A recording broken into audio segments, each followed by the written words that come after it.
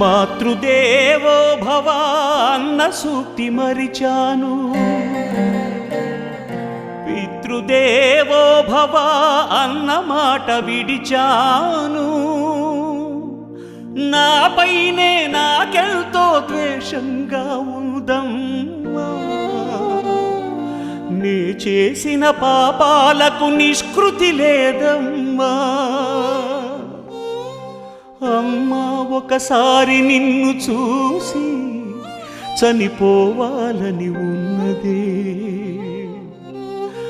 నాన్నని ఒక్కసారి పిలిచి కనుమూయాలని